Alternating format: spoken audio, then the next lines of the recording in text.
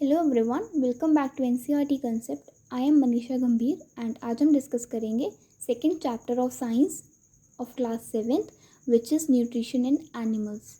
Nutrition in plants हम already discuss कर चुके हैं और उसका लिंक मैं आपको डिस्क्रिप्शन बॉक्स में दे दूँगी विद टाइम स्टैम्प।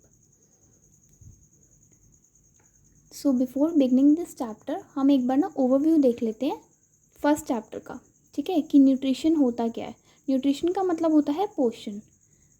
और अगर हम डेफिनेशन की बात करें तो मेनली दो चीज़ें होती हैं। फर्स्ट इज़ कि mode of intake of food क्या है, मतलब जो फूड हम ले रहे हैं अपने अंदर वो किस तरह से बना हुआ है।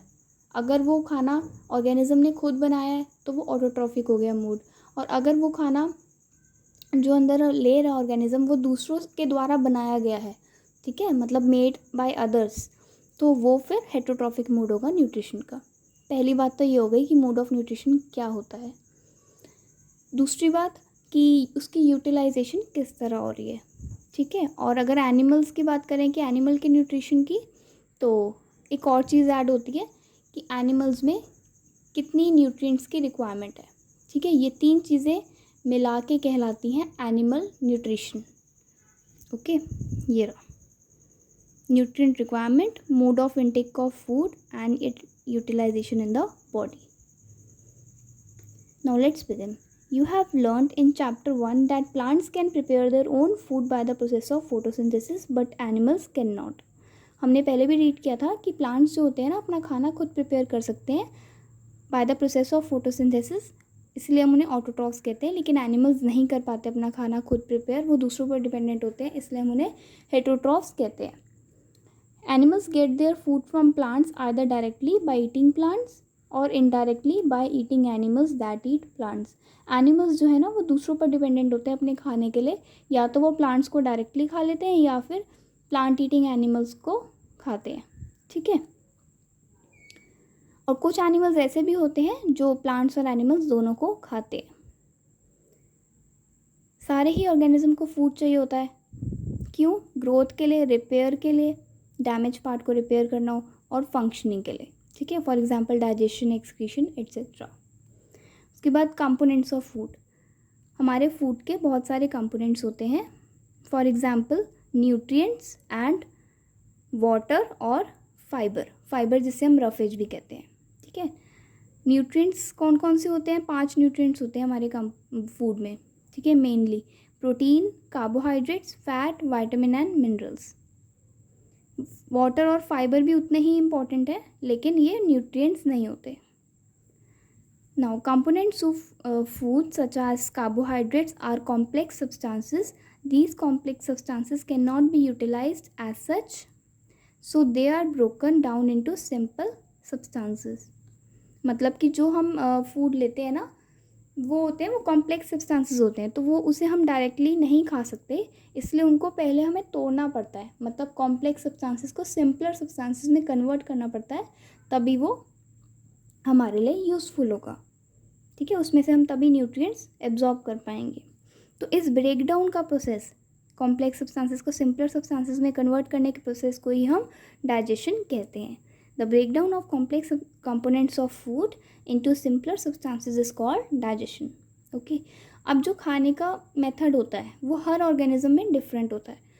कुछ ऑर्गेनिज्म अलग तरीके से खाते हैं, कुछ दूसरे तरीके से खाते हैं, ठीक है, मतलब मोड ऑफ फीडिंग जो है वो अलग होती है। सेकेंडली काइंड ऑफ फूड, मतलब तरह तरह का खाना हर कोई खाता है, कोई प्लांट्स खाता है, कोई एनिमल्स खाते हैं एंड एट्सेट्रा। फॉर एग्जाम्पल जो बीज हैं और हमिंग बर्ड्स हैं, ये क्या खाते हैं? ये नेक्टर सक करते हैं प्लांट्स का, ठीक है, मधुमक्खी। दूसरा ह्यूमंस जो होते हैं, ह्यूमंस जो है मदर्स के मिल्क पर डिपेंडेंट होते हैं। ह्यूमन और कुछ अदर एनिमल्स लाइक डॉग वगैरह, ये भी मदर्स के मिल्क पर डिपेंडेंट होते हैं अपने खाने के लिए। Next is snakes. स्नेक्स जैसे पाइथन हो गया, ये जो है ये स्वेलो कर लेते हैं एनिमल्स को, दूसरे एनिमल्स को। स्वेलो मतलब निगल जाना। एक्वेटिक एनिमल्स जो होते हैं वो फूड पार्टिकल्स पर डिपेंडेंट होते हैं जो पानी में फ्लोट कर रहे होते हैं। ओके, ये टेबल मैंने फिल कर दिया है, आप अपनी बुक में भी फिल कर लेना। स्नेल जो है वो ग्रास खाता है च्यू करके। जो एंट है वो इंसेक्ट्स खाता है बाय स्क्रैपिंग। ईगल जो है वो फ्लैश खाती है स्वेलो करके निकल कर। हमिंग बर्ड्स हो गए, ये नेक्टर यूज़ करते हैं, ये खाते हैं। ऐसे लाइज, मस्किटो, बटरफ्लाई, ठीक है, हाउस फ्लाई, इन सब का अलग अलग मेथड है। लाइज जो है वो ब्लड सक करती है, मस्किटो भी ब्लड सक करते हैं, और जो बटरफ्लाई वो बटरफ्लाई नेक्टर खाती है, ठीक है। और हाउस फ्लाई जो है डिकेइंग मैटर पर डिपेंड करते हैं। ये अलग अलग तरीके हैं, कुछ का सकिंग, किसका स्वेलोइंग, कईयों का स्क्रैपिंग, कईयों का ब्रूइंग, ठीक है। अभी हमने देखा था कि न्यूट्रिशन जो है मोड ऑफ न्यूट्रिशन भी होता है, और उसकी यूटिलाइजेशन किस तरह हो रही है, मतलब डाइजेशन किस तरह हो रही है एनिमल्स में, ये भी न्यूट्रिशन का ही पार्ट है। इसलिए हम डाइजेस्टिव सिस्टम पढ़ेंगे ह्यूमंस का, कि ह्यूमंस में डाइजेशन कैसे होती है, ग्रास ईटिंग एनिमल्स में भी कैसे होती है डाइजेशन, ये देखेंगे। एंड थर्डली कौन सा देखेंगे, एमीबा में डाइजेशन कैसे होती है। ये 3 एनिमल्स की हम देखेंगे डिटेल में, वन बाय वन। सबसे पहले हम देख लेते हैं डाइजेशन इन ह्यूमंस, मतलब ह्यूमन में डाइजेशन कैसे होती है। We take in food through the mouth, digest and utilize it. The unused parts of the food are defecated, मतलब हम ये जो फूड होता है वो हम माउथ के थ्रू लेते हैं और डाइजेस्ट करते हैं, यूटिलाइज करते हैं उसके बाद, और जो अनयूज पार्ट होते हैं उसे हम रिलीज़ कर देते हैं, ठीक है।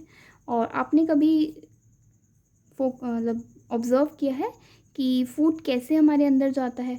जो फूड है ना, the food passes through a continuous canal which begins at the buccal cavity and at the anus. Buccal cavity होती है हमारी, जो ये मुंह वाली, ठीक है, माउथ के जो सबसे फ्रंट का पार्ट होता है उसे, उसको कहते हैं हम बकल कैविटी, और एंड होती है एनस पर, जहाँ से हम रिलीज़ करते हैं। The canal can be divided into various components या compartments. First is buccal cavity, second is food pipe या oesophagus, third is stomach, fourth is small intestine, fifth large intestine ending in the rectum, and sixth is anus. बहुत बड़ा part, मतलब path होता है, ये continuous path होता है, और ये पूरा सारे मिलाकर कहलाते हैं एलिमेंट्री कैनाल, जिसे हम डाइजेस्टिव ट्रैक्ट भी कहते हैं, ठीक है। और ये हम पहले इसके थ्रू देख लेते हैं, डायग्राम के थ्रू। ये देखो, ये है बकल कैविटी, ठीक है। उसके बाद ये फूड पाइप देख रहे हो आप, ये वाली, जिसके थ्रू खाना जो है नीचे की तरफ जाता है हमारे स्टमक की तरफ, इसे हम कहते हैं फूड पाइप या फिर ईसोफेगस। ये ईसोफेगस जो है फर्दर ओपन होती है स्टमक में, ये है स्टमक, और उसके बाद ये स्टमक जो है वो स्मॉल इंटेस्टाइन में ओपन होता है। Small intestine further large intestine में ओपन होती है, जो ये वाली है, ये लार्ज इंटेस्टाइन है ये सारी, ठीक है। ये लार्ज इंटेस्टाइन फर्दर ओपन हो रही है रेक्टम में और उसके बाद एनस में, ठीक है। ये सारी पाइप जो आप कैनाल पूरी देख रहे हो, ये ट्रैक्ट है, ये सारा कहलाता है एलिमेंट्री कैनाल या फिर डाइजेस्टिव ट्रैक्ट, ओके। अब यहाँ पे डाइजेस्टिव सिस्टम क्यों लिखा हुआ है, वो इसलिए लिखा हुआ है क्योंकि यहाँ पे कुछ एसोसिएटेड ग्लैंड्स भी हैं जो डाइजेशन में हेल्प करते हैं। For example salivary glands, liver and gall bladder, ठीक है। गॉल ब्लैडर ज़्यादा काम नहीं है, लेकिन फिर भी इसमें ऐड होता है ये, तो इसीलिए डाइजेस्टिव सिस्टम ऐसे डाइजेस्टिव ट्रैक्ट और एसोसिएटेड ग्लैंड से बना होता है। मैंने ऐसे लिख दिया है ताकि इजी रहे आपको समझने के लिए कि डाइजेस्टिव सिस्टम में और डाइजेस्टिव ट्रैक्ट में क्या फ़र्क होता है। ये बहुत छोटी छोटी चीज़ें होती हैं जो याद रखनी होती है। इसके अलावा पैनक्रियाज भी है यहाँ पे, पैनक्रियाज भी एसोसिएटेड ग्लैंड है हमारा, जो डाइजेशन में हेल्प करता है। The food components gradually get digested as food travels through the various compartments. जो फूड है ना वो धीरे धीरे डाइजेस्ट होता जाता है जब वो अलग अलग कंपोनेंट से या कंपार्टमेंट से पास होता है, ठीक है। डाइजेशन का प्रोसेस वैसे बकल कैविटी में ही स्टार्ट हो जाता है with the help of saliva, ये भी हम पढ़ेंगे, और फिर धीरे धीरे ऐसे फूड पाइप में, फिर स्टमक में, एंड देन स्मॉल इंटेस्टाइन, ऐसे हम धीरे धीरे करके पढ़ेंगे कि सबका क्या फंक्शन होता है, हर एक जो ऑर्गन है इसका क्या फंक्शन है in digestion, okay. The inner walls of the stomach and small intestine and various glands associated with the canal such as salivary glands, liver and pancreas secrete digestive juices. ये सारे glands जो हैं digestive juices secrete करते हैं, जिसकी वजह से हमारी digestion easily हो जाती है. Digestive juices convert complex substances of food into simpler ones. Okay, ये कॉम्प्लेक्स सब्सटेंसेस को सिंपलर वंस में कन्वर्ट करने में हेल्प करते हैं. The digestive tract and associated glands together constitute the digestive system, जो मैंने यहाँ पे अभी लिखा है और आपको बताया भी. Now let us know what happens to the food in different parts of the digestive tract. First is the mouth and buccal cavity. हमारे माउथ में कैसे डाइजेशन होती है. Food is taken into the body through the mouth. Food हम अंदर लेते हैं अपने बॉडी के माउथ की हेल्प से. The process of taking food into the body is called ingestion. इसको कहते हैं इंजेशन, अंदर लेना फूड को. We chew the food with the help of teeth and break it down mechanically into small pieces. हम अपने दांतों की हेल्प से फूड को तोड़ते हैं. और each tooth is rooted in a separate socket in the gums. जो हर एक टूथ होता है हमारा, वो हर एक अलग अलग सॉकेट, अलग अलग सॉकेट मतलब जैसे हमारी चार्जर पॉइंट्स के सॉकेट्स होते हैं, ऐसे ही एग्जांपल के लिए बता रही हूँ, ऐसे ही टूथ हमारे अलग अलग सॉकेट्स में, ये गम्स होती हैं नीचे, मांस जो होता है ये गम्स में ऐसे सॉकेट टाइप बने होते हैं, इसके अंदर ये फिट हो जाता है टूथ. अलग अलग सॉकेट्स बने होते हैं और हर टूथ का अलग फंक्शन होता है. Our teeth vary in appearance and perform different functions. दिखते भी अलग अलग है सारे टीथ और इनका फंक्शन भी अलग अलग होता है. अब आप देखोगे कि हमारे टूथ जो हैं कितने तरह के होते हैं. 4 तरह के होते हैं mainly. Incisor, canine, premolars and molars. ठीक है, आप इसको शॉर्ट फॉर्म में ऐसे याद रख सकते हो, ICPM. ठीक है, I से इंसिजर, C से केनाइन, P से प्रीमोलर एंड M से molar. Incisors are 4 in number. तो सबसे आगे वाले 4 दांत होते हैं ना, ये होते हैं इंसिजर्स. और जो उसके बाद के तीखे वाले होते हैं वो होते हैं केनाइन. उसके बाद के ये वाले 2 और ये वाले 2 ये होते हैं प्रीमोलर्स. एंड लास्ट के 3 और इधर के 3 ये होते हैं मोलर्स. ठीक है, ये आपको लोअर जॉ या अपर जॉ, आप कुछ भी ले लो, लोअर जॉ दिखाई हुई है, नीचे का जबड़ा कहते हैं जिसे हम. तो इन इंसिजर्स का काम होता है फूड को कट करना. ठीक है, जैसे हमने कोई चॉकलेट भी खाई है तो उसको कट करना, उसके फर्दर टीयरिंग करना या उसको तोड़ना. उसका किसका काम होता है, ये केनाइन और प्रीमोलर्स का. इन दोनों का काम होता है उस फूड को फर्दर स्मॉल पीसेस में तोड़ना, टीयर करना. और मोलर्स का क्या काम होता है, मोलर का काम होता है ग्राइंड करना, अच्छे से उसको ग्राइंड करना फूड को, और उसके बाद वो हमारी फूड पाइप में चला जाए. ओके, तो ये मैंने नंबर दिए हुए आपको, फिल कर लेना आप भी अपने टेबल में. लोअर जॉ में 4 होते हैं, यही मैंने फंक्शन के साथ साथ सामने ही लिख दिए हैं कि कितने टीथ होते हैं. लोअर जॉ में ये 4, आगे वाले यही इंसिजर्स जो मैंने बताए, ये कटिंग में हेल्प करते हैं. जो ये दोनों हैं ये उसमें करते हैं. टीयरिंग में मैंने लिख दिए 2 + 4, 6 हो गए ना. ये 2 और ये 4, ये वाले, ये केनाइन के 2 और प्रीमोलर्स के 4, ये दोनों किस में हेल्प करते हैं, टीयरिंग में. और ऐसे ही लास्ट में लिखे हैं च्यूइंग के और ग्राइंडिंग के लिए 6. मोलर्स 6 होते हैं ना, इस साइड 3, इस साइड 3. ठीक है, ये दोनों के लोअर और अपर जॉ के मिला के टोटल किया हुआ है 12. ये इतना इम्पॉर्टेंट नहीं है, लेकिन बस आपको इसके फंक्शन पता होने चाहिए कि कौन से टीथ का क्या फंक्शन है. ये जस्ट आपको एग्जाम्पल के लिए बताया हुआ ताकि आपको आप खुद अपने ऑब्जर्व करो. ये कुछ अमेजिंग फैक्ट रह गए पढ़ने, ये वाले 2 पढ़ लेते हैं पहले हम, फिर आगे हम मूव करेंगे. स्टारफिश का एग्जांपल दिया हुआ है कि स्टारफिश किस तरह से अपने अंदर फूड लेती है.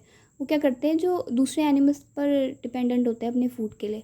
ठीक है, ये क्या करते हैं, डायरेक्टली हार्ड शेल्स वाले एनिमल्स को ही अपने अंदर ले लेते हैं, खा लेते हैं. ये ऐसे हार्ड शेल्स वाले एनिमल्स जिनकी शेल्स जो है कैल्शियम कार्बोनेट से बनी हो. ठीक है, ये करते क्या है, अपना स्टमक यहाँ होता है इनका, स्टमक बाहर निकाल देते हैं, बिल्कुल बाहर ले आते हैं माउथ के थ्रू. और फिर जो सॉफ्ट एनिमल होता है उसको अपने अंदर शेल के अंदर ले जाते हैं और फिर वहीं पे उसकी धीरे धीरे डाइजेशन करते हैं उस एनिमल की, ठीक है। इस तरह स्टारफिश दूसरे एनिमल्स पर फीड करती है।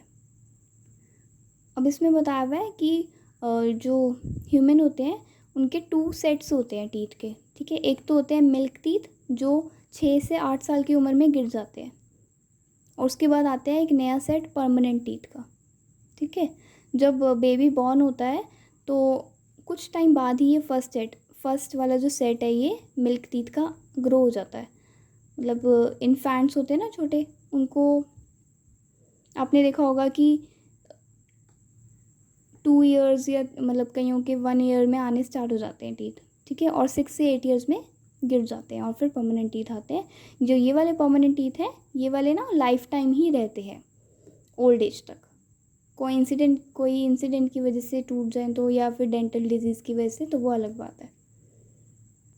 अभी हमने देखा कि माउथ में हमारे टीथ होते हैं और कैसे वो टीथ उस खाने को तोड़ देते हैं, ठीक है। अब खाने को तोड़ तो दिया टीथ ने, लेकिन उसको फर्दर डाइजेशन कौन करता है? उसकी डाइजेशन सलाइवरी ग्लैंड्स, ठीक है। Our mouth has salivary glands which secrete saliva. Saliva मतलब जो हमारी थूक होती है उसे ही हम सलाइवा कहते हैं, ओके। और ये सलाइवा किस तरह से एक्ट करता है ये हम देखते हैं हमारे फूड पर, मतलब किस तरह से हेल्प करता है। एक एक्टिविटी देख लेते हैं। इसमें क्या करेंगे, 2 टेस्ट ट्यूब हम लेंगे। एक टेस्ट ट्यूब में हम पानी डालेंगे, बॉइल्ड राइस डालेंगे, और दूसरी टेस्ट ट्यूब में ना, मतलब ये राइस जो है सिर्फ बॉयल हुए हैं, हमने अभी खाए नहीं है, लेकिन जो ये वाले राइस हैं इसको हमने थोड़ा सा च्यू किया है, ठीक है। च्यू करने के बाद फिर इसमें डाला है पानी में। तो हमने क्या किया, डालने के बाद आयोडीन सॉल्यूशन डाला कुछ ड्रॉप्स दोनों में। तो हमने देखा कि जो ये वाली टेस्ट ट्यूब थी ना, ये वाली तो टर्न हो गई ब्लू में, लेकिन ये वाली एज इट इज़ रही, इसका कलर चेंज नहीं हुआ। वो ऐसा इसलिए क्योंकि जो आयोडीन सॉल्यूशन है वो इंडिकेट करता है प्रेजेंस स्टार्च की, ठीक है, कि मतलब फूड में स्टार्च है, कार्बोहाइड्रेट। स्टार्च मतलब कार्बोहाइड्रेट। एंड जो ये वाली टेस्ट ट्यूब है इसमें स्टार्च की प्रेजेंस शो नहीं हुई। वो इसलिए क्योंकि जो सलाइवा की हेल्प से हमने च्यू किए थे राइस, तो क्या हो गया, सलाइवा ने स्टार्च को, मतलब कार्बोहाइड्रेट जो होता है हमारे फूड में, उसको कन्वर्ट कर लिया सिंपलर सब्सटेंसेस में, ठीक है, या फिर शुगर्स में कह सकते हैं। स्टार्च को शुगर में कन्वर्ट कर दिया, जिसकी वजह से यहाँ पे स्टार्च की प्रेजेंस शो नहीं हुई। तो ये इंडिकेट करता है कि सलाइवा क्या करता है, ब्रेक डाउन करता है स्टार्च को शुगर्स में, okay. The saliva breaks down the starch into sugars. Mouth में हमारे टंग भी होती है, ठीक है। इसके अलावा पहले हमने पढ़ा टीथ के बारे में, फिर हमने पढ़ा सलाइवा के बारे में, उसके बाद हम पढ़ रहे हैं टंग के बारे में, मतलब जीभ। ये क्या होती है, it is a fleshy muscular organ attached at the back to the floor of the buccal cavity. Buccal cavity के बैक पे ये प्रेजेंट होती है, ठीक है। फ्लैशी मस्कुलर ऑर्गन होता है। ये जो होता है ये फ्रंट के साइड पे फ्री होता है, ठीक है। जीभ होती है हमारी फ्रंट साइड पे फ्री होती है और मूव कर सकती है ऑल डायरेक्शन में। अब कुछ फंक्शंस बताए हुए हैं टंग के, जैसे बोलने में हेल्प करती है टंग, और टंग हमारी सलाइवा मिक्स करती है फूड के साथ, ठीक है। जब हम च्यू करते हैं, चबाते हैं, या फिर हम फूड को स्वेलो करते हैं, मतलब निगलते हैं।